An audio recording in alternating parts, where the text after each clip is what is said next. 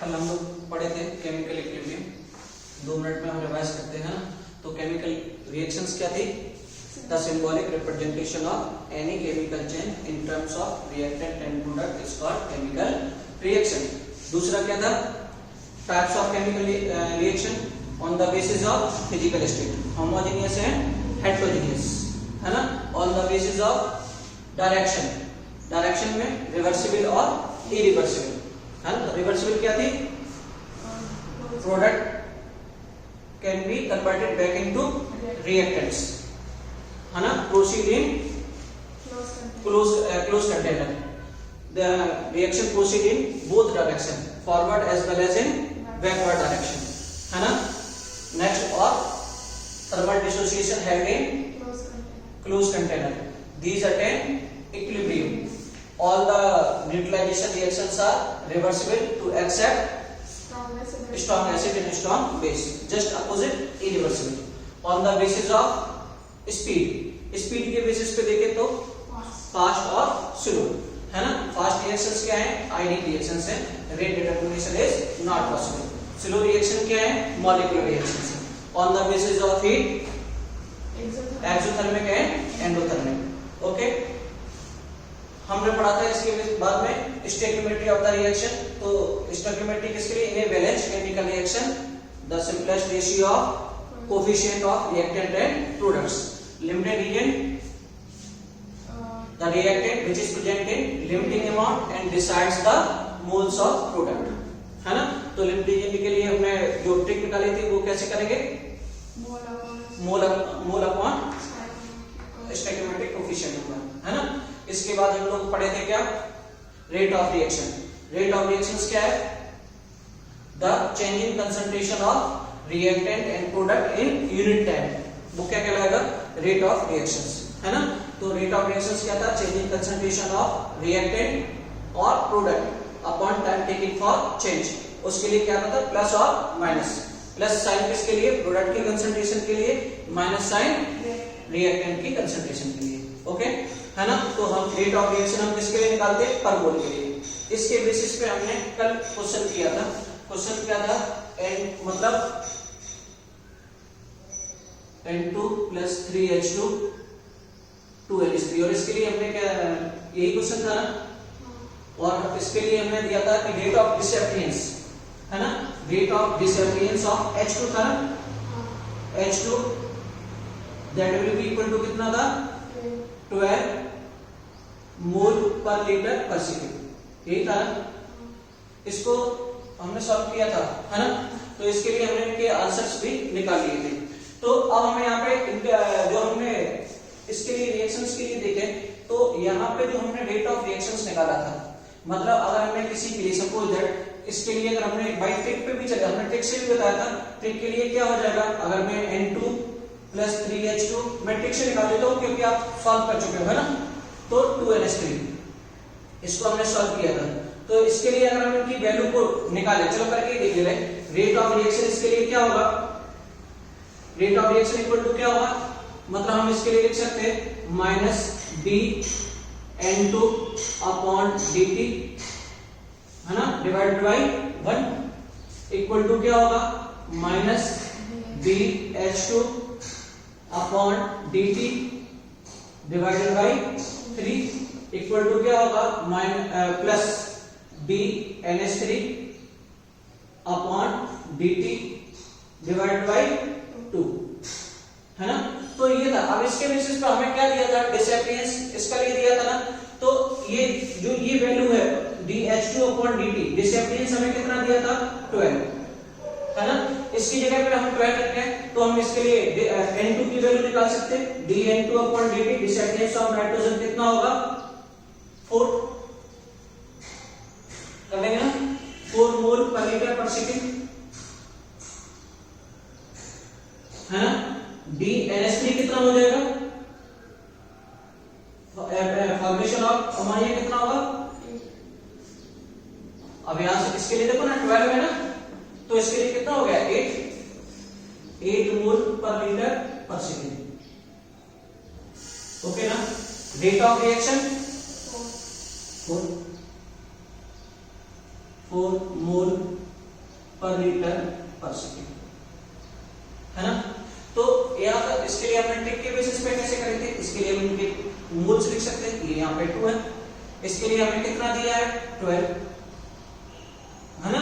तो इस 12 के बेसिस इसके लिए दिया 12 दिया, तो इसके लिए कितना हो जाएगा, मतलब 3, भाई अगर हम यहाँ पे लिख दें 3 के लिए 1, तो 12 के लिए कितना हो जाएगा 4, इसके लिए 4, यहाँ इसके लिए क्या हो जाएगा, हाँ 3 के लिए कितना है 2, तो 12 के लिए 8। हम डायरेक्टली ट्रिक से जा सकते हैं, हम ऐसा यूज कर चुके थे, है ना। तो मेरे को इसमें ये बताना था कि किसी भी रिएक्शंस की अगर हम रेट को डिफाइन करें, रेट ऑफ रिएक्शन हमेशा हम किसके लिए लेंगे, बैलेंस्ड केमिकल रिएक्शंस के लिए लेंगे, है ना। तो rate of reactions defined for a balanced chemical reactions, किसके लिए, बैलेंस्ड केमिकल रिएक्शंस के लिए। अगर कोई भी रिएक्शन बैलेंस्ड नहीं है तो हम उसकी रेट ऑफ रिएक्शंस को डिफाइन नहीं कर सकते, है ना।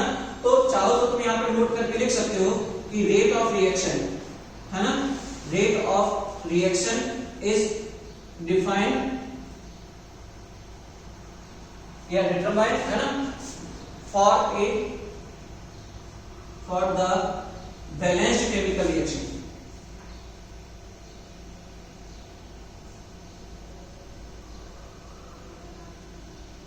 केमिकल रिएक्शन, है ना। तो जो रेट ऑफ रिएक्शन है वो हमेशा किसके लिए लेंगे, बैलेंस्ड केमिकल रिएक्शन में लेंगे। एक चीज समझ आ गई ना, कभी भी हम अनबैलेंस्ड केमिकल रिएक्शंस के लिए रेट ऑफ रिएक्शंस को डिफाइन नहीं कर सकते। रेट ऑफ रिएक्शंस क्या होनी चाहिए, बैलेंस्ड होनी चाहिए।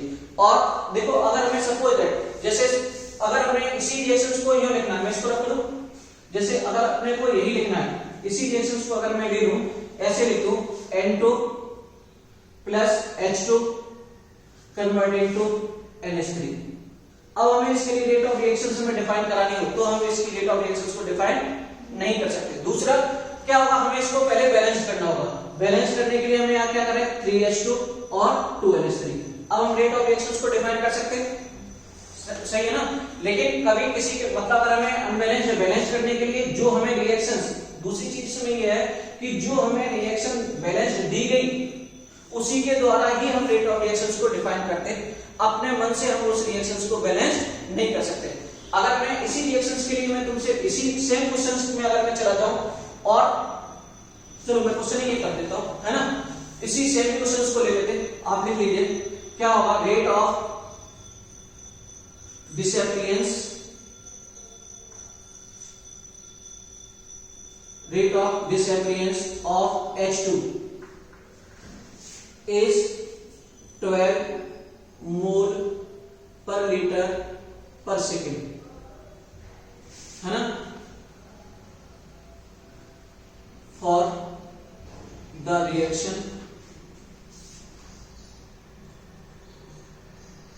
है ना। तो इसमें हमें कैलकुलेट करना है रिएक्शन। अब हमने इस रिएक्शंस को चेंज कर दिया, इसके लिए हमने क्या कर लिया, N2 की जगह पे हमने क्या किया, 2N2 6H2 और 4NH3 ले लिया। अब देखो रिएक्शन बैलेंस है, बैलेंस रिएक्शन है ना, देखो ना इसके लिए कितना होगा, अगर मैं 2 से डिवाइड करूं तो N2 प्लस 3H2 2NH3 हो गया ना, रिएक्शंस बैलेंस है ना। लेकिन अब यहां से देखो इसी सेम रिएक्शंस को लिए तो इसके लिए भी सेम करके देख लेते, calculate the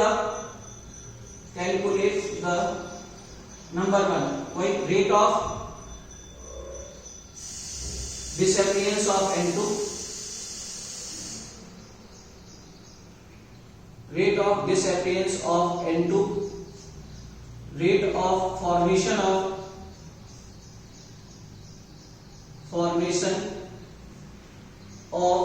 ammonia, and third one is rate of reaction।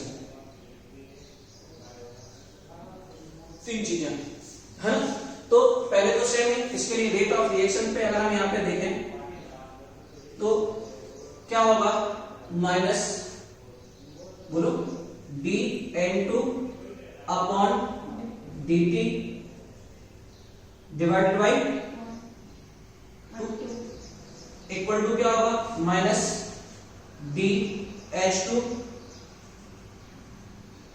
Upon dt divide by 6 equal to क्या होगा, plus DNH3 upon dt divide by 4, है ना।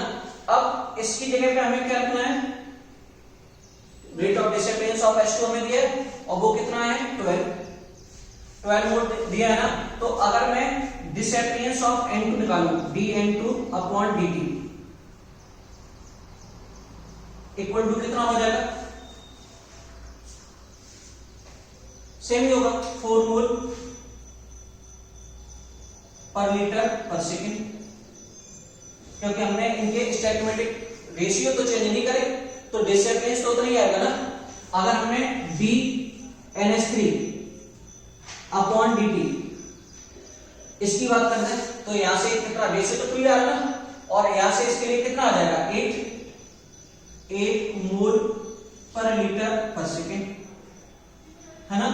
अब यहीं पे अगर हम इसकी रेट ऑफ रिएक्शंस को डिफाइन करें, रेट ऑफ रिएक्शन, तो इसके लिए रेट ऑफ रिएक्शंस क्या हो जाएगा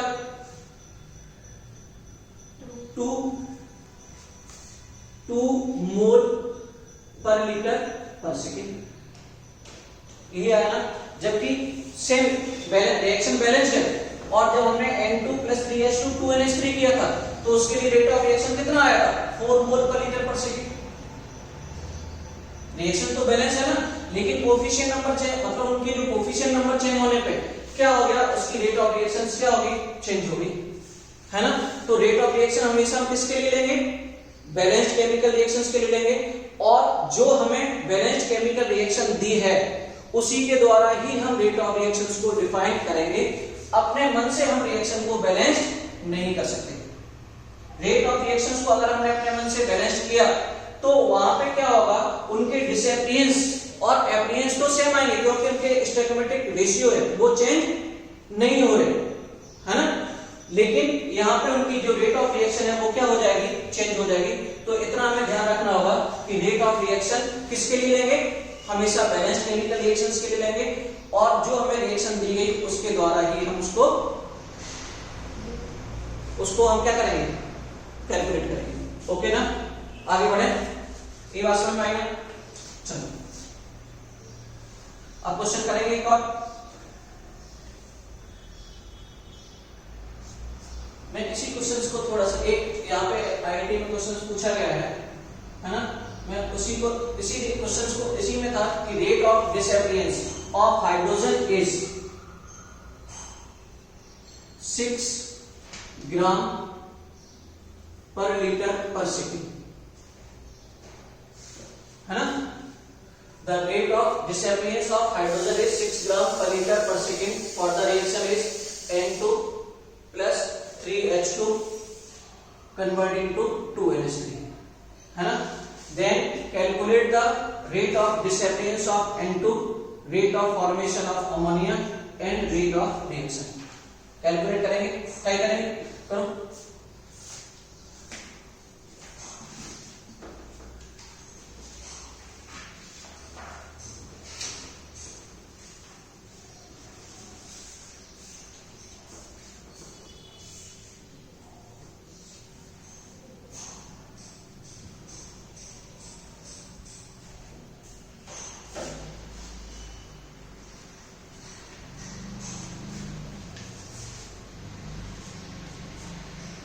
देखो इसमें हमें एक चीज का ध्यान रखना होगा कि भले ही हमें ये ग्राम पर लीटर पर सेकंड में दिया जाए तो हम इसको किसमें हमें कन्वर्ट करना होगा, मोल पर लीटर पर सेकंड में। इसको हमें किसमें कन्वर्ट करना होगा, मोल में कन्वर्ट करना होगा, है ना। अगर हमें इसके ऑप्शन भी ग्राम में दिए हैं तो भी हमें क्या करना होगा, इसको मोल में, फिर हम बाद में इसको किसमें, ग्राम में कन्वर्ट कर सकते हैं। समझ में आया ना, क्योंकि वो कंफ्यूज कर सकता है। जैसे अगर हमने 6 के लिए यहां से देखें तो रेट ऑफ रिएक्शन अगर हमने इनके लिए जैसे हमने इसके लिए डिफाइन करना है ना, तो N2 अगर नाइट्रोजन का डिसअपियरेंस निकालना है तो अगर तुमने यहां से 6 रखा तो यहां से कितना आ जाएगा 2, और उसने पहले ही ऑप्शन 2 में रखा तो अपना वहां पे जा सकता है ना। तो कभी भी ऐसा हमें भले ही ग्राम में दिया जाए, हम पहले उसको किसमें कन्वर्ट करेंगे, मूल में। इसमें कन्वर्ट करेंगे, मूल में कन्वर्ट करेंगे। तो हमें क्या दिया है, डिसअपियरेंस ऑफ हाइड्रोजन दिया है DH2 अपॉन dt, ठीक है ना। और ये हमें कितना दिया है 6, 6 ग्राम पर लीटर पर सेकेंड। तो हमें इसको किस में कन्वर्ट करना होगा? मोल में। अब मोल में कन्वर्ट करने के लिए मोल इक्वल टू क्या होता है? Mass upon molar mass. तो इसके लिए कितना मास है? 6 और मोलर मास हाइड्रोजन का कितना है? 2 1 है ना, तो एक हाइड्रोजन गैस के लिए कितना हो जाएगा? 2। तो इसके लिए कितना आ गया? 3 मोल पर लीटर पर सेकेंड, है ना। तो अब तो हम फाइंड कर सकते हैं ना। तो इसके लिए क्या हो जाएगा? Rate of reaction. Rate of reaction equal to क्या होगा? Minus dN2 upon dt equal to upon कितना हो जाएगा? 1, कोफिशिएंट बनी है ना। दूसरा क्या होगा? dH2 upon dt upon 3 equal to minus या plus dNH3 upon dt upon 2। और ये वैल्यू हमें कितनी दी है? 3। तो हमें इस वैल्यू को डिफाइन करना है, डिसएपरियंस ऑफ N2 निकालना है। तो minus dN2 upon dt equal to कितना हो जाएगा? 1 मोल पर लीटर पर सेकेंड, है ना। दूसरा हमें अमोनिया के लिए दिया है DNH3, अमोनिया के लिए पूछा है तो DNH3 अपॉन dt, है ना, दिस फॉर्मेशन ऑफ अमोनिया। तो इसके लिए क्या हो जाएगा? 2 कितना आएगा? 2 मोल पर लीटर पर सेकेंड, है ना। अब यहां से देखो, अगर हमें अगर उसने हमें ग्राम में इसका ऑप्शन दिया होता, अब हम इसको किसमें अगर हमें ग्राम में निकालना है तो हम इसको किसमें कन्वर्ट कर लें? मास में। तो अब यहां से देखो, मास किसका? नाइट्रोजन का जो मोलर मास है कितना हो जाएगा? 28, क्योंकि इसका जो एटॉमिक मास है एक नाइट्रोजन का वो कितना है? 14। तो 2 के लिए कितना हो गया? 28 हो गया ना। तो और मोल कितना है? मोल इनटू मोलर मास, मास के बराबर होगा। तो इसके लिए कितना हो जाएगा मोलर मास? 28। तो ये क्या आ जाएगा? 28 ग्राम पर लीटर पर सेकेंड। अगर हमें मास में पूछा जाए तो मास में कन्वर्ट कर लेंगे। अमोनिया के लिए कितना हो जाएगा? बोलो। 17 हुआ ना अमोनिया का, तो इसके लिए कितना हो जाएगा? 34। 17 34 ग्राम पर लीटर पर सेकेंड।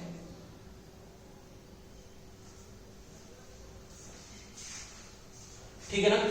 अब यहीं पे अब रेट ऑफ रिएक्शंस को डिफाइन करना है। तो रेट ऑफ रिएक्शन कितनी होगी? 1, है ना। तो कितनी हो जाएगी? 1 मोल पर लीटर पर सेकेंड, है ना। तो रेट ऑफ रिएक्शन हमेशा किसके टर्म्स में रहेगी? मोल के टर्म्स में, है ना। रेट ऑफ रिएक्शन हमेशा ही मोल के टर्म्स में रहेगी। तो अगर हमें डिसएपरियंस मास के टर्म्स में पूछा जाए या एपरियंस मास के टर्म्स में पूछा जाए तो हम पहले किस में कन्वर्ट करेंगे? मोल में। मोल को फिर किस में कन्वर्ट करेंगे? मास में। तो वो वहां पे कंफ्यूज करने के लिए इसमें ग्राम में वो तुम्हें दे सकता है और ग्राम में भी ऑप्शन पूछ सकता है या मोल में भी ऑप्शन पूछ सकता है। तो हमें सबसे पहले उसको किस में कन्वर्ट करना होगा? मोल में। ओके, कर लेंगे, छोड़ दो उसको।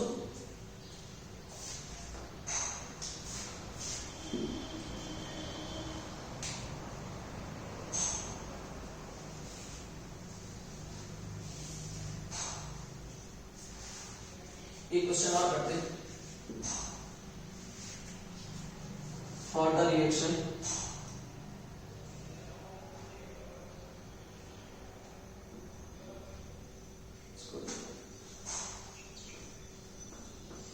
है ना,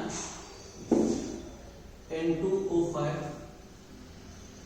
converted into NO2 plus O2, 2N2O5 4NO2 plus O2, balance है ना, if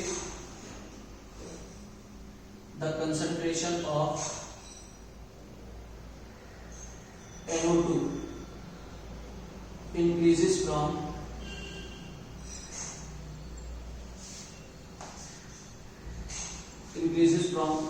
1.6 into 10 to power minus 2 in 4 second, है ना। Then calculate the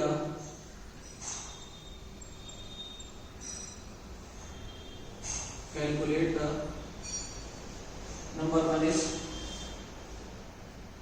rate of disappearance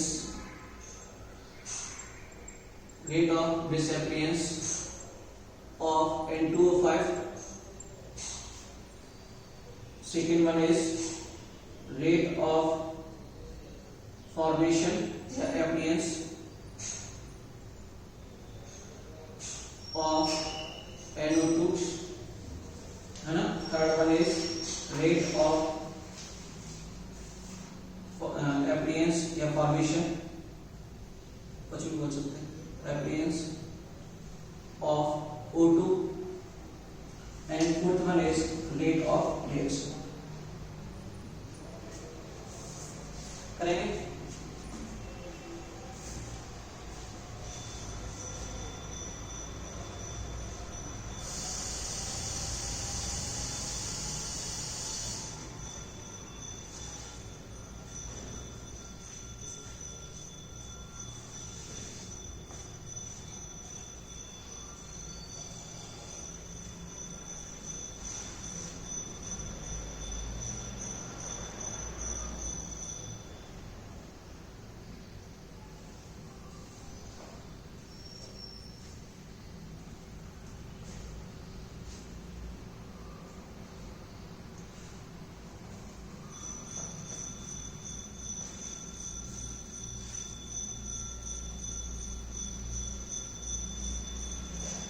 तो हमें सबसे पहले क्या निकालना होगा, इसके लिए rate of appearance of NO2, है ना।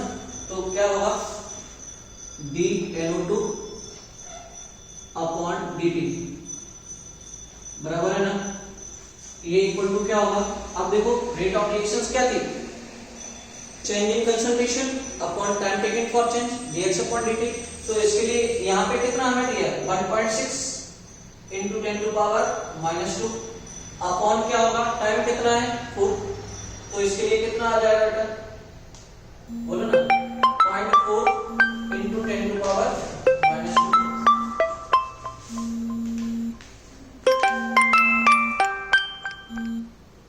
है ना।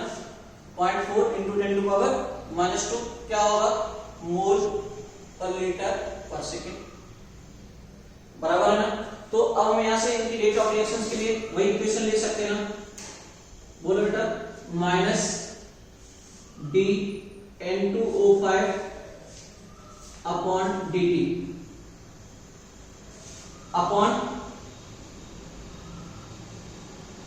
2 equal to plus dNO2 upon dt upon 4 equal to dO2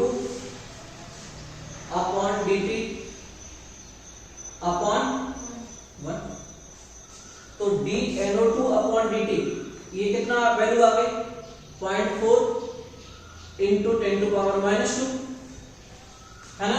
तो इसके लिए d माइनस मतलब क्या हम बोल सकते हैं, rate of disappearance of N2O5 minus dN2O5 upon dt, ये कितना हो जाएगा,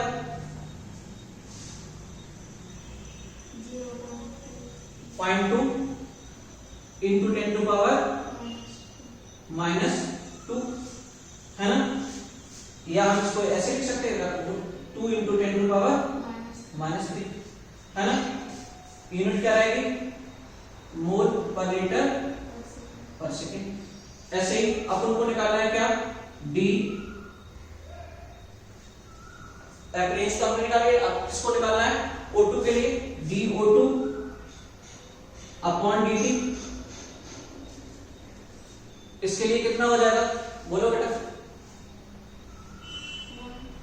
0.1 × 10⁻⁻2, तो इसको हम क्या लिख सकते हैं, 10⁻³ मोल पर लीटर पर सेकेंड, बराबर है ना। रेट ऑफ रिएक्शन क्या होगी, रेट ऑफ रिएक्शन क्या हो जाएगी 0.1 मोल, 0.1 इंटू 10 टू पावर -2 मोल, या इसको सेम लिख सकते हैं 10 to power -3 mole per litre पर सेकंड, है ना।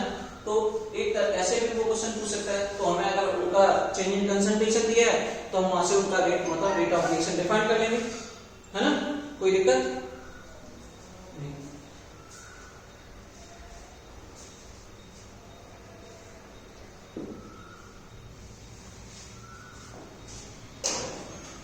ठीक है,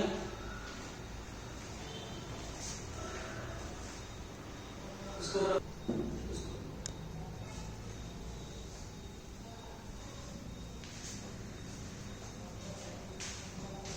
है ना।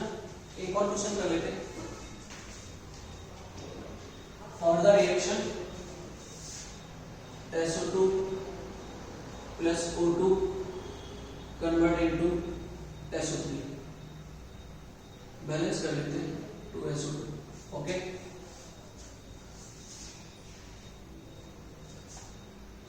द रेट ऑफ रिएक्शन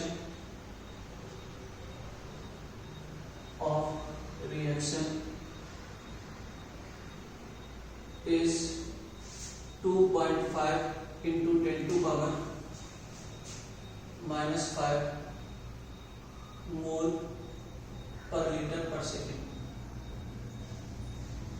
है ना। Then calculate the rate of disappearance of SO2,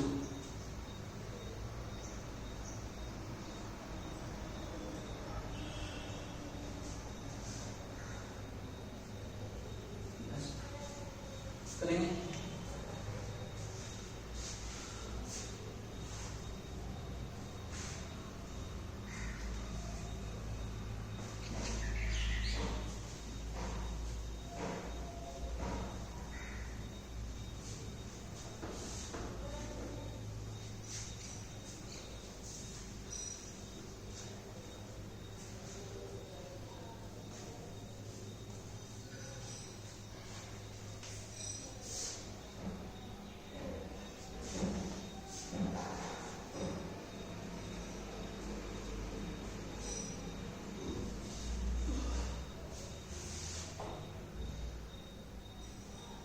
कितना है, ऐसे बोलो 5, है ना, ठीक सही है ना। देखो अब हम यहाँ से क्या, अब हमको ये पता है कि रेट ऑफ रिएक्शन, है ना, इक्वल टू क्या होगा D SO2 upon dt divided by 2, और रेट ऑफ रिएक्शन ऑलरेडी अपन को गिवन है, तो यहाँ से क्या आ जाएगा, रेट ऑफ रिएक्शन कितने दिया 2.5 इंटू 10 टू पावर -5, ये इक्वल टू क्या होगा, अब माइनस साइन लगा लेंगे, तो यहाँ से क्या होगा -D SO2 upon dt divided by 2, तो क्या हो जाएगा मतलब -D SO2 upon dt, that will be equal to कितना हो जाएगा 5 इंटू 10 टू पावर -5, यूनिट क्या हो जाएगी मोल पर लीटर पर सेकंड, बराबर है ना। अगर हमें किसी के लिए O2 के लिए पूछा होता तो हम इसके लिए आगे लिख सकते थे -DO2 upon dt divided by 1। अगर हमें फॉर्मेशन SO3 के लिए पूछा होता तो क्या हो जाता +D SO3 upon dt divided by 2, find कर लेंगे ना।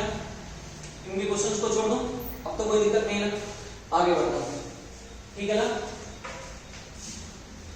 Factors affecting the rate of reaction, rate of reactions को कौन कौन से फैक्टर्स अफेक्ट कर सकते हैं। Factors affecting the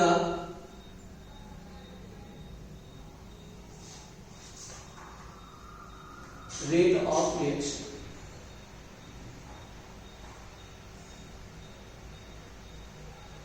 rate of reaction को कौन कौन से फैक्टर से ऐड कर सकते हैं बोलो?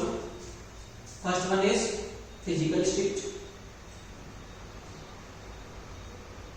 फिजिकल स्टेट है ना। तो अगर हम रिएक्टिविटी के बेसिस पे देखें तो फिजिकल स्टेट का मतलब किसमें पहुंचेंगे? सॉलिड, लिक्विड एंड गैस, तीन ही फिजिकल स्टेट है।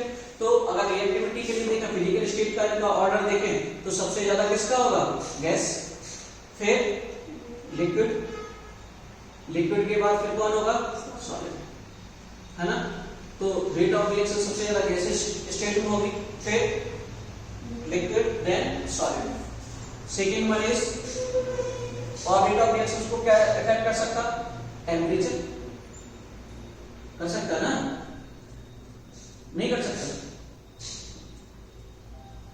बताओ भाई। अगर जैसे हम पढ़ाई नहीं कर रहे है ना, हम घर पे हैं और पापा ने अपना टेम्परेचर बढ़ाया तो अपना मूवमेंट बढ़ जाता ना, है ना। अगर पापा कूल हुए तो अपनी रेट ऑफ स्टडी क्या हो जाती? कम हो जाती। तो टेम्परेचर, टेम्परेचर के लिए देखें तो रेट ऑफ रिएक्शन और टेम्परेचर का क्या होगा? एक दूसरे के क्या होंगे? Directly proportional. Rate of reaction directly proportional to temperature, सही है ना। अगर next third one is concentration, concentration है ना। तो कंसंट्रेशन, रेट ऑफ रिएक्शन का कंसंट्रेशन पे क्या इफेक्ट पड़ेगा? कंसंट्रेशन से अगर कंसंट्रेशन बढ़ रही है ना, तो क्या होगा? प्रोडक्ट मतलब रिएक्शन की रेट क्या हो जाएगी? बढ़ जाएगी, है ना। तो rate of reaction also depends on concentration. और कोई फैक्टर्स काम कर सकता? बोलो। जैसे सपोज मतलब आप पढ़ रहे हो और सामने वाला कोई भी टीचर आया, वो आपसे मतलब दो तरह से वो नॉलेज अदा कर सकता। वो आया, वो आपको डेली उसने बूस्ट अप किया, नहीं आप पढ़ाई करो, आप थोड़ा सा और करो, आप 100% इसमें सिलेक्शन मतलब जो भी नीट है आपका सिलेक्शन 100% होगा, आप कर सकते हो, बहुत अच्छा कर रहे हो। तो वो आपको क्या कर रहा है? उस चीज के लिए कैटलाइज कर रहा है ना, है ना। तो वो तुम्हें क्या कर रहा है? उसके लिए प्रोत्साहित कर रहा है। तो तुम फिर धीरे धीरे से क्या पढ़ना स्टार्ट कर दोगे ना, तुम्हारी रिएक्शंस की रेट क्या हो गई? बढ़ गई, है ना। दूसरा, वो आया और उसने बोला कि तुम कंपटीशन के लिए कर रहे हो, तुम कंपटीशन छोड़ दो, बोर्ड नहीं निकाल सकते, मैं तुम्हें लिख के दे सकता हूं, तुम बोर्ड नहीं निकाल सकते। तो वो तुम्हें क्या कर रहा है? डिमोलाइज कर रहा है ना। डिमोलाइज करेगा तो क्या होगा? एक टाइम ऐसा आएगा, या तो तुम उसकी क्लास करना बंद कर दोगे, या उस सब्जेक्ट से तुम्हारा इंटरेस्ट कम हो जाएगा। तो रेट ऑफ रिएक्शंस क्या हो जाएगी? कम हो जाएगी। तो रेट ऑफ मतलब रेट ऑफ रिएक्शन किस पर डिपेंड कर जाएगी? Presence of catalyst. क्योंकि वो टीचर क्या है? कैटालिस्ट की तरह ही आ रहा है ना, प्रेजेंस ऑफ कैटालिस्ट। तो प्रेजेंस ऑफ कैटालिस्ट में क्या होगा? Positive catalyst increase the rate of reaction, while negative catalyst decrease the rate of reaction. Generally हम पॉजिटिव मतलब रेट ऑफ रिएक्शंस के लिए हमें पढ़ाना ही है, तो हम क्या पॉजिटिव कैटालिस्ट लिखते हैं। तो positive catalyst increase the rate of reaction. अगर नेगेटिव कैटालिस्ट डाला तो वो रेट ऑफ रिएक्शंस को कम कर देगा, सही है ना। Positive catalyst increase the rate of reaction, negative catalyst decrease the rate of reaction. तो फिजिकल स्टेट फैक्टर कौन कौन से इफेक्ट करेंगे रेट ऑफ रिएक्शंस को? Physical state, temperature, concentration and presence of catalyst, सही है ना। आगे बढ़ो। Okay, next one is chemical equilibrium, मतलब इक्विलिब्रियम स्टेट भी बोल सकते हैं, equilibrium state.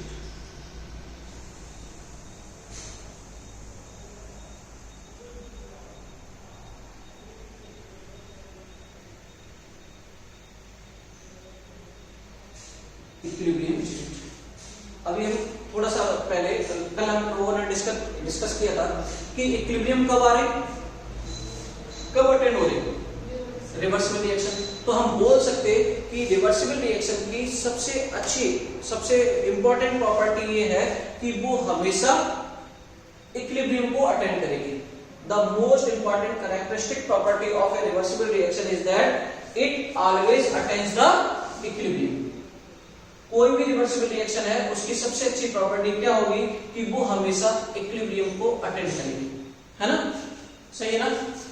The most important characteristic property of a reversible reaction is that it always attend the equilibrium. मान लेते हैं हमने क्या ले लिया, a plus b converting to c plus b, ये कोई जनरल रिएक्शन ले ली, है ना? तो इसके लिए ये क्या है, एक फॉरवर्ड रिएक्शन है, या c प्लस b किसमें आ गया, a प्लस b में कन्वर्ट हो गया, तो ये बैकवर्ड रिएक्शन में आ गया ना, बैक हो गया, मतलब प्रोडक्ट फिर से किसमें कन्वर्ट हो गया, रिएक्टेंट में, तो वो क्या होगी, बैकवर्ड रिएक्शन, है ना? तो अब आप यहां से देखो कि अगर हम ये रिएक्शन हो रही तो इनिशियली अगर हम देखें तो रेट ऑफ फॉरवर्ड रिएक्शन क्या हुआ है, मैक्सिमम, है ना?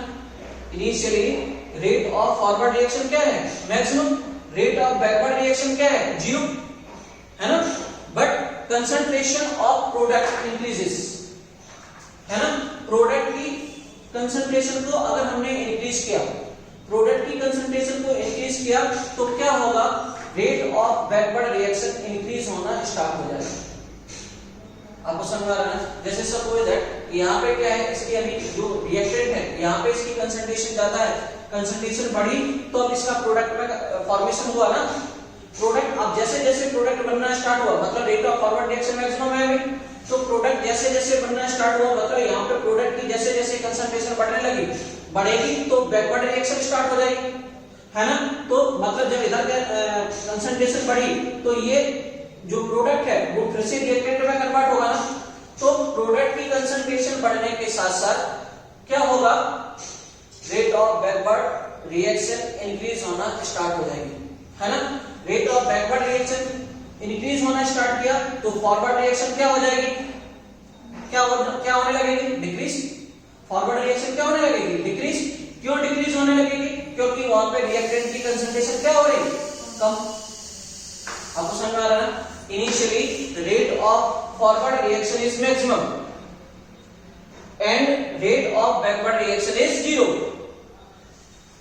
The concentration of product increase, then the rate of backward reaction is start increasing and rate of forward reaction decrease due to decrease in concentration of reactant. आपको समझ में आया इतना बात? मतलब initially rate of forward reaction क्या होगी, maximum होगी, बैकवर्ड रिएक्शन 0 होगी। जैसे जैसे प्रोडक्ट की कंसंट्रेशन बढ़ती जाएगी बैकवर्ड रिएक्शन बढ़ना स्टार्ट हो जाएगी। तो जब अगर बैकवर्ड रिएक्शन बढ़ेगी तो फॉरवर्ड रिएक्शन कम हो जाएगी, फॉरवर्ड रिएक्शन क्या हो जाएगी, कम हो जाएगी, है ना? क्योंकि रिएक्टेंट की कंसंट्रेशन क्या हो रही है, कम हो रही है। तो एक स्टेट ऐसा आएगा कि जब रिएक्टेंट का प्रोडक्ट में कन्वर्ट होने का रेट और प्रोडक्ट का रिएक्टेंट में कन्वर्ट होने का रेट दोनों एक दूसरे के क्या होंगे, बराबर होंगे, है ना? एक स्टेट ऐसा आएगा कि रिएक्टेंट का प्रोडक्ट में कन्वर्ट होने का रेट और प्रोडक्ट का रिएक्टेंट में कन्वर्ट होने का रेट दोनों एक दूसरे के क्या होंगे, बराबर होंगे। तो वो स्टेट क्या कहलाएगी, इक्विलिब्रियम स्टेट। वो स्टेट क्या कहलाएगी, equilibrium state. At the state the rate of forward reaction is equal to rate of backward reaction, है ना? That state is called equilibrium state. समझ में आया ना? At the state in which the rate of forward reaction is equal to rate of backward reaction, that state is called equilibrium state. मतलब वहां पे क्या हो जाएगा, rate of forward reaction और rate of backward reaction दोनों एक दूसरे के क्या होंगे, बराबर होंगे। अगर हम इसको देखो ग्राफिकली देखें,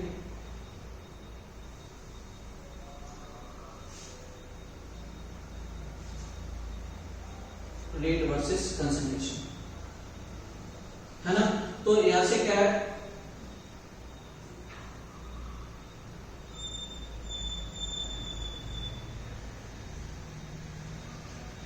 ये हमने ले लिया, है ना? तो ये क्या है, रेट ऑफ फॉरवर्ड रिएक्शन में आ रहा है, फिर ये हमने क्या ले लिए, बैकवर्ड रिएक्शन आ रहा है ना? तो यहां से इसके लिए देखो क्या पास कौन सी करनी है ना। ओके,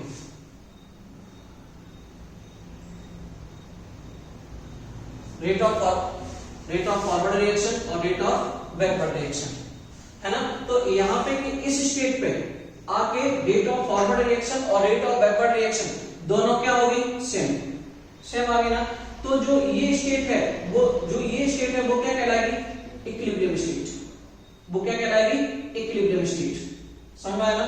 मतलब यार जब रेट ऑफ फॉरवर्ड रिएक्शन और रेट ऑफ बैकवर्ड रिएक्शन दोनों क्या हो गई, सेम हो गई, तो वो स्टेट क्या कहलाएगी, इक्विलिब्रियम स्टेट कहलाएगी। अब हमने इस पे क्या किया, कैटालिस्ट का इफेक्ट डाला, है ना। हमने पहले क्या लिया, पॉजिटिव कैटालिस्ट लिया। तो पॉजिटिव कैटालिस्ट क्या करते हैं, रेट ऑफ रिएक्शंस को इंक्रीज कर देते, है ना। तो रेट ऑफ रिएक्शंस को इंक्रीज करेंगे तो जो रिएक्शंस में जितना टाइम, मतलब उसका टाइम टेकिंग क्या हो जाएगा, कम हो जाएगा। टाइम टेकिंग कम हो जाएगा तो इक्विलिब्रियम क्या हो जाएगी, मतलब टाइम टेकिंग कम हुआ तो इक्विलिब्रियम क्या हो जाएगी, पहले स्टेबलाइज हो जाएगी। समझ लो ना, इक्विलिब्रियम क्या होगी, पहले स्टेबलाइज होगी। अभी यहाँ मतलब इक्विलिब्रियम देखो, ये इसकी इक्विलिब्रियम स्टेट आ गई ना, यही तो इक्विलिब्रियम है ना, इक्विलिब्रियम स्टेट। अब यहां से देखो कि अभी जो उसका टाइम हो रहा है, ये इतना यहाँ पे क्या था, time taken for attend the equilibrium, यही तो है ना। इसको लिख देता हूं, ये क्या है, time taken to attend the equilibrium.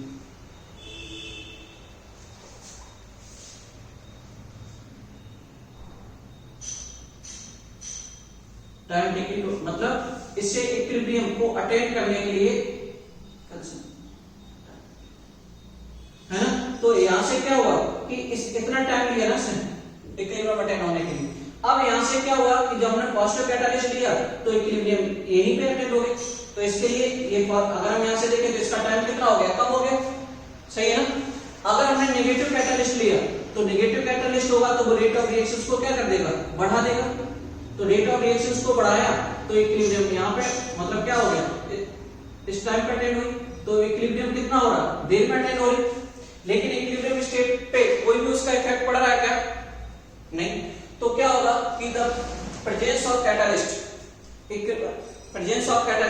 Equilibrium state is not affected, है ना। कैटालिस्ट की प्रेजेंस के कारण उसकी जो इक्विलिब्रियम स्टेट है उस पे कोई भी इफेक्ट नहीं पड़ेगा, but equilibrium attend rapidly in presence of positive catalyst, है ना, and equilibrium take the more time to attend the equilibrium in presence of negative catalyst, but equilibrium state is not affected by the presence of catalyst, है ना। तो यहाँ पे क्या होगा कि कैटालिस्ट की प्रेजेंस के कारण वहां पे उसकी इक्विलिब्रियम स्टेट पे कोई भी इफेक्ट नहीं पड़ेगा। समझ आया ना, इक्विलिब्रियम स्टेट पे कोई भी इफेक्ट नहीं पड़ेगा। पॉजिटिव कैटालिस्ट की प्रेजेंस में इक्विलिब्रियम जल्दी से हो जाएगी, जबकि नेगेटिव कैटालिस्ट है वहां पे जो उसकी इक्विलिब्रियम है वो क्या होगी, मोर टाइम में अटेंड होगी। समझ में आता ना।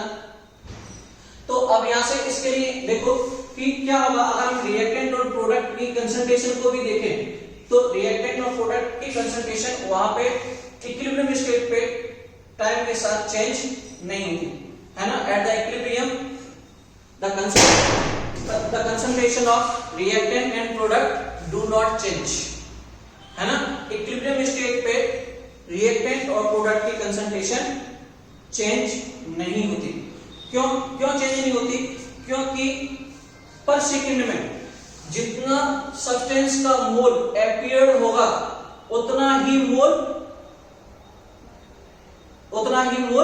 सब्सटेंस का उतने टाइम में डिसअपीयर हो रहा होगा। समझ आता ना। जितना ही मोल किसी भी सब्सटेंस का पर यूनिट टाइम में जितना मोल उसका अपीयर हो रहा है उतना ही मोल डिसअपीयर हो रहा होगा। तो वहां पे रिएक्टेंट और इक्विलिब्रियम स्टेट पे रिएक्टेंट और प्रोडक्ट की कंसंट्रेशन टाइम के साथ चेंज नहीं होती। समझ में आता ना। The concentration of reactant and product do not change with time at the equilibrium, because the number of moles of substance produced पर सेकेंड, है ना, is equal to the number of moles disappeared per second at the equilibrium state। समझा ना? तो equilibrium में जितना मोल reactant का disappeared हो रहा उतना ही उसका अपीयर हो रहा। समझ में आता ना? तो इसलिए कंसंट्रेशन रिएक्टेंट और प्रोडक्ट की पर यूनिट टाइम में चेंज नहीं होती। समझ में आता ना? तो इनकी जो अगर हम इनकी प्रॉपर्टीज के लिए देख लें तो प्रॉपर्टीज क्या हो सकती है इनके लिए। पहला क्या होता है कि जो इक्विलिब्रियम है वो क्या होती है, डायनामिक इन नेचर में होती है ना। Equilibrium is dynamic in nature, है ना।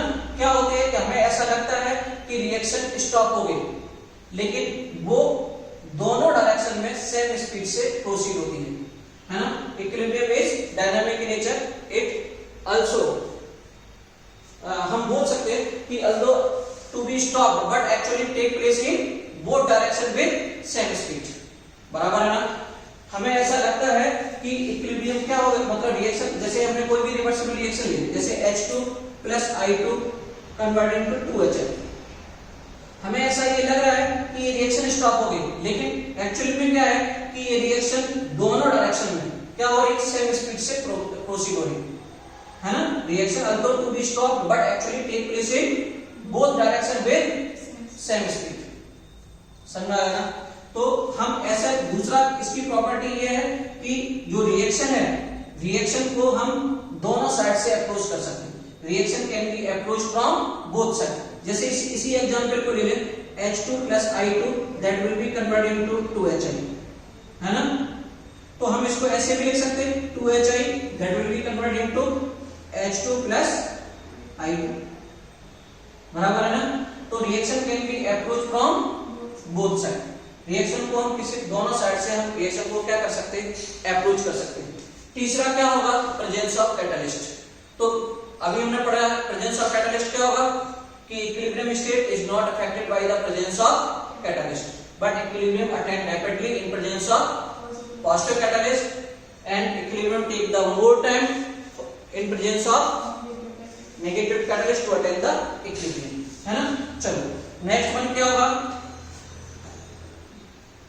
और इसकी जो प्रॉपर्टी है, नेक्स्ट प्रॉपर्टी क्या होगा, मतलब ये दो तरह की होती है, होमोजेनियस इक्विलिब्रियम हो सकता है और हेटेरोजेनियस इक्विलिब्रियम हो सकता है। होमोजेनियस इक्विलिब्रियम है, होमोजेनियस इक्विलिब्रियम का मतलब क्या होगा कि reactant and product both are in बोलो सेम स्टेट, है ना। होमोजेनियस इक्विलिब्रियम एग्जांपल देना है। चलो जैसे हमने इथाइल एसीटेट लिया, ये कैसा है लिक्विड, इसको हमने किसके साथ H2O के साथ रिएक्ट कराया, ये भी क्या है लिक्विड, है ना। तो ये हमें किसमें कन्वर्ट कर देगा, acetic acid CH3COOH plus alcohol.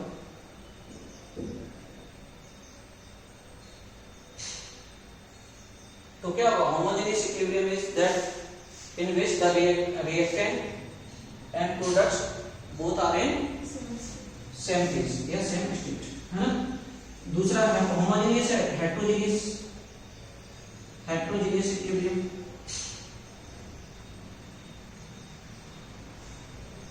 है ना। हेटेरोजेनियस इक्विलिब्रियम क्या होगा, reactant and products are not in a same phase।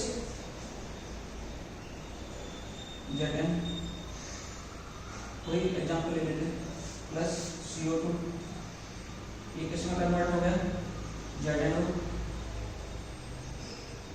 Plus carbon monoxide, है ना। तो heterogeneous equilibrium is that equilibrium in which the reactant and products are not in same phase. Homogeneous equilibrium is that equilibrium in which the reactant and products are same phase। ये same phase में होगा, ये क्या होगा, different phase में होंगे, है ना। तीसरा और एक पॉइंट इंपॉर्टेंट है, इसकी जो मेजरेबल प्रॉपर्टीज हैं किसी भी सिस्टम में, इनकी जो मेजरेबल इक्विलिब्रियम स्टेट पे उसकी सिस्टम की मेजरेबल प्रॉपर्टीज, जैसे कलर, डेंसिटी, टेम्परेचर, प्रेशर, है ना, do not change with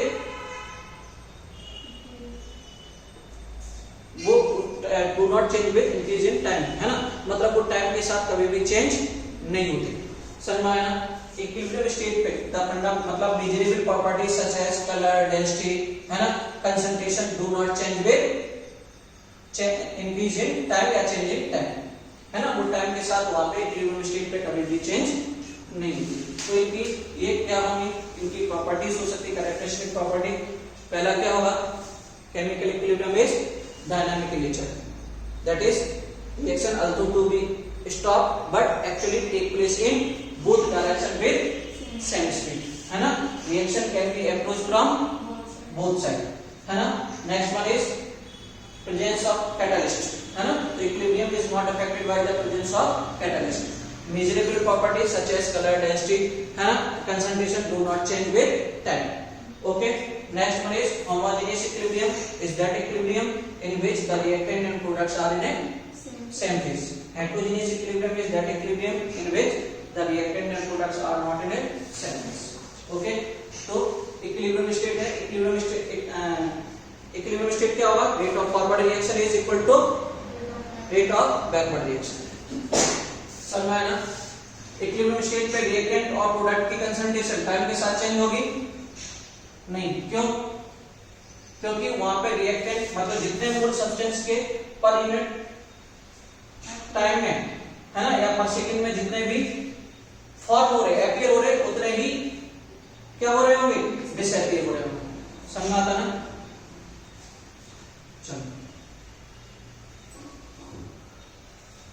next one is active mass.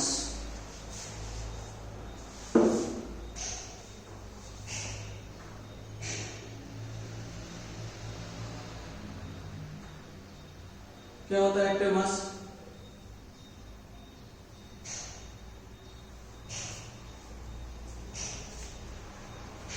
Active mass, the number of moles of reacting substances present in 1 liter of solution is called active mass. Active mass क्या है कि the number of moles of reacting substances present per liter of solution, है ना। तो कुछ सुना सुना सा नहीं लग रहा कि the number of moles of substance present per litre of solution, वो किसके बराबर था, वो क्या था, मोलरिटी। मोलरिटी भी तो यही थी ना कि the number of moles of solute present in 1 litre of solution. यहाँ पे भी क्या है कि the number of moles of reacting substances present per litre of solution is called active mass. So active mass is the molar concentration. जो active mass है वो क्या है, मोलर कंसंट्रेशन। समझ में आया ना, है ना। तो एक्टिव मास क्या हुआ, the number of moles of reacting substances present per litre of solution. इनको अब हमने ऐसा वहां पे बोला था कि जो रेट ऑफ रिएक्शन है, रेट ऑफ रिएक्शन को हम दो टर्म्स में ले रहे थे, कंसंट्रेशन और प्रेशर। भाई अगर हमने रेट ऑफ रिएक्शन के लिए ऐसे तो लिखा था ना कि रेट ऑफ रिएक्शन है या तो delta C upon dt, delta T, या इसको dx अपॉन dt, कुछ भी लिख सकते हैं ना, या हमने इसके लिए क्या लिया था, delta T upon delta T, बराबर है ना। तो प्रेशर के टर्म्स में तो इसके लिए क्या था, मोल पर लीटर पर सेकंड, मोल पर लीटर पर सेकंड। इसके लिए क्या हो जाएगा, atm पर सेकंड। सही है ना। तो यहां से क्या था, एक्टिव मास क्या होगा, the number of moles of reacting substances present per litre of solution. या हम अगर गैसेस में है तो उसके लिए क्या बोल सकते हैं कि the partial pressure of reacting gases in atm, the partial pressure of reacting gases in atm is called active mass. Active mass क्या होगा बेटा, मैं लिख देता हूं, the number of moles of reacting substances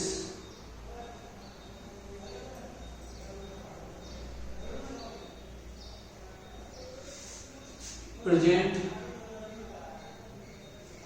per liter of solution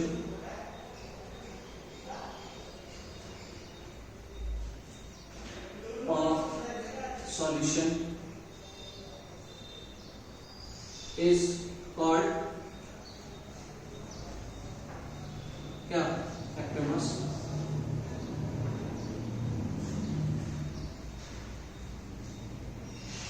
या हम इसको क्या बोल सकते हैं, द पार्शियल प्रेशर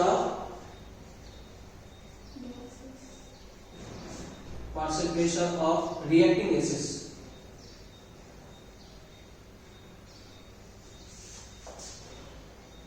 है ना, इन एटीएम इज कॉल्ड। हाँ, तो जो एक्टिव मास है, एक्टिव मास को हम किसके द्वारा, एक स्क्वायर ब्रैकेट के द्वारा हम इसको रिप्रेजेंट करते हैं। इनक्लूड स्क्वायर ब्रैकेट के द्वारा क्या करते हैं, हम रिप्रेजेंट करते हैं ना। तो इस किसी के लिए भी जो एक्टिव मास है, मोलर कंसंट्रेशन ही हुई है, तो इसके लिए क्या हो जाएगा बेटा, बोलो, एक्टिव मास इक्वल टू क्या फार्मूला हो जाएगा, the number of moles of substance upon क्या होगा बेटा, वॉल्यूम ऑफ, बोलोगे नहीं, वॉल्यूम ऑफ सॉल्यूशन, सही है ना, वॉल्यूम ऑफ सॉल्यूशन। अब पर लीटर है, तो ये अभी किसमें है, लीटर में। अगर हमें मोल्स ऑफ सब्सटेंस है, इसको हम मोल्स ऑफ सब्सटेंस को क्या मानना है, एन मान लूं, ये मोल ही लिख देते हैं ना। तो आप यहां से देखो, अगर मैं चाहूं तो इसको ml में अगर लिखना है तो इसको क्या लिख सकते हैं, मोल्स अपॉन वॉल्यूम, है ना, इनटू 1000। अगर हमें वॉल्यूम किसमें दिया है, ml में, है ना, तो 1000, वो तो हमें मालूम है कि 1 लीटर में कितना 1000 ml होते हैं, तो इसको हम क्या लिख सकते हैं, एक्टिव मास, सही है ना। अब यहां से देखो, अपन को ऐसा पता है कि मोल किसके बराबर होता है, मास अपॉन मोलर मास, क्या होगा, मास या वेट अपॉन मोलर मास या मॉलिक्यूलर वेट, है ना, MWT शॉर्ट में लिख देता हूं, इनटू क्या हो जाएगा, 1000 अपॉन वॉल्यूम, ये होगा ना। इनको भी हम क्या लिख सकते हैं, एक्टिव मास लिख सकते हैं। बात समझ में आया। तो यहां से हम किसी का भी एक्टिव मास को हम क्या कर सकते हैं, फाइंड कर सकते हैं। लेकिन हमें यहाँ पे जो एक चीज याद रखनी है ना, वो क्या रखनी है कि प्योर सॉलिड और प्योर लिक्विड के लिए उनके एक्टिव मास हमेशा कांस्टेंट होते हैं, है ना। For the pure liquid and solid the active mass is always constant. Active mass हमेशा क्या होंगे, कांस्टेंट होंगे। क्यों कांस्टेंट होते हैं प्योर सॉलिड और प्योर लिक्विड के लिए, क्योंकि उनके number of molecules present per unit volume do not change with time. Time के साथ चेंज नहीं होते। क्यों नहीं चेंज होते, क्योंकि उनके मॉलिक्यूलर वेट और उनकी जो डेंसिटी है वो हमेशा क्या होती है, कांस्टेंट होती है। चलो करके देख रहे हैं, बाद में यहां पे आते हैं। देखो यहां से एक्टिव मास है ना, ये active mass weight upon molar mass into 1000 upon volume है। मैं दोबारा से इसको लिख देता हूं, weight upon molecular weight into 1000 upon volume, है ना। तो अगर यहां से मास अपॉन वॉल्यूम क्या होता है, डेंसिटी, तो हम एक्टिव मास के लिए लिख सकते हैं क्या होगा, density upon molar mass into 1000। यही तो एक्टिव मास आया ना। देखो ये डेंसिटी किसी भी लिक्विड, अगर कोई भी प्योर लिक्विड है तो उसके लिए उसकी जो डेंसिटी है वो कांस्टेंट है, मोलर मास कांस्टेंट है ना, 1000 भी, ये भी वैल्यू कांस्टेंट है। अगर हम इसको लीटर में ले लिया होता तो हम इसको ऐसे भी लिख सकते हैं, एक्टिव मास इक्वल टू क्या होगा, the density of substance, density of substance upon क्या हो जाएगा, मॉलिक्यूलर वेट ऑफ सब्सटेंस।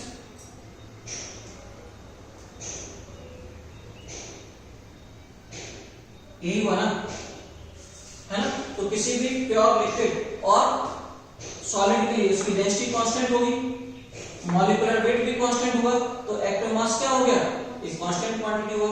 तो ये इनके जो number of molecules present per unit volume में कभी भी टाइम के साथ चेंज नहीं होते, क्योंकि उनकी जो डेंसिटी है वो कभी कभार रीजन में भी पूछ लेते हैं, तो हमें याद रखना होगा, क्योंकि उनकी जो डेंसिटी और मॉलिक्यूलर मास है वो कभी भी चेंज नहीं होते, क्योंकि वो हमेशा क्या होते हैं, कांस्टेंट होते हैं, है ना। तो इसलिए प्योर लिक्विड और सॉलिड के लिए उनके एक्टिव मास हमेशा कांस्टेंट होते हैं, इन्हें याद रखना, आगे यूज होता है ना। जबकि अगर हम गैसियस स्टेट में देखें तो ऐसा नहीं होता। गैसेस स्टेट में क्या होगा, गैसेस के लिए क्या होगा कि जो उनके नंबर ऑफ गैसेस का क्या है, अगर हमने उसके वॉल्यूम को चेंज किया, भाई जो गैसेस का वॉल्यूम क्या है, the volume of the container is the volume of gas. जो कंटेनर का वॉल्यूम है वही तो गैस का वॉल्यूम है ना, तो वो वहां पे number of molecules of gases substance change with change in the volume of gas, है ना, तो वहां पे उनके टाइम के साथ चेंज हो जाते, इसलिए गैसेस के लिए उनके एक्टिव मास कांस्टेंट नहीं होते, जबकि प्योर लिक्विड और सॉलिड के लिए उनके एक्टिव मास हमेशा कांस्टेंट होते हैं। प्योर लिक्विड और प्योर सॉलिड के केस में उनकी डेंसिटी और एक्टिव मास कांस्टेंट होते हैं। समझ में आया ना? एक्टिव मास क्या है,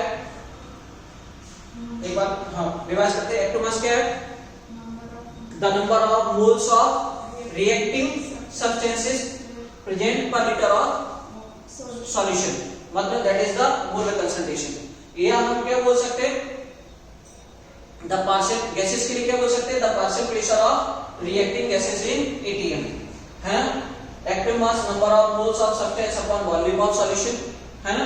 तो हम इनके लिए अगर देखें तो एक्टिव मास क्या हो जाएगा, density of substance upon molecular weight of substance.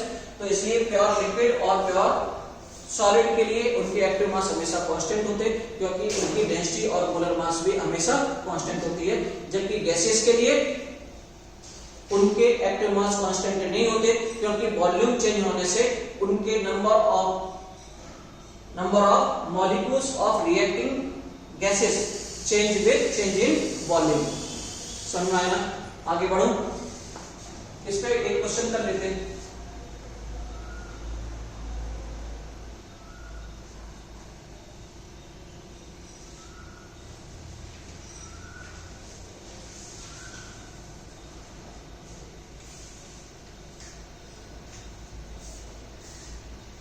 Question ले लेते हैं इस पे एक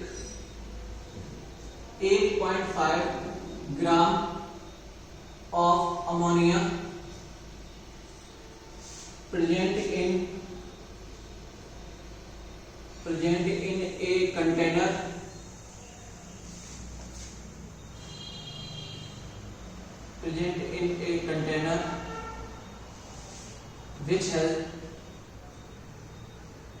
which has the capacity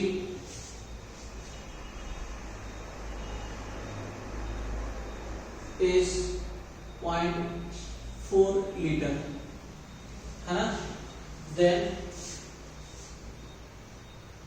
calculate the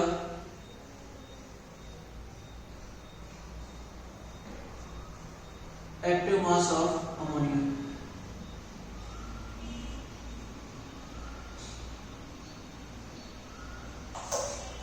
active mass of ammonia का हमें एक्टिव मास फाइंड करना है।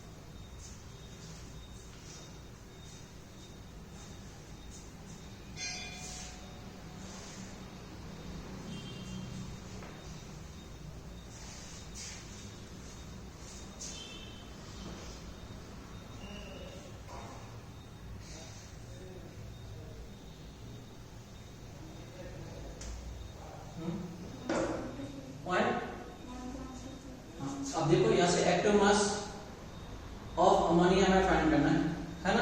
तो एक्टिव मास इक्वल टू क्या था, weight upon molecular weight upon volume, यही तो है ना। तो इसके लिए वेट कितना है 8.5, मॉलिक्यूलर वेट कितना है 17, वॉल्यूम कितना है 0.4, तो ये कितना आ गया 5/4, है ना। तो कितना आ कितना आ जाएगा 1.25, है ना। अब एक्टिव मास है तो क्या होगा, यूनिट मोल पर लीटर, है ना।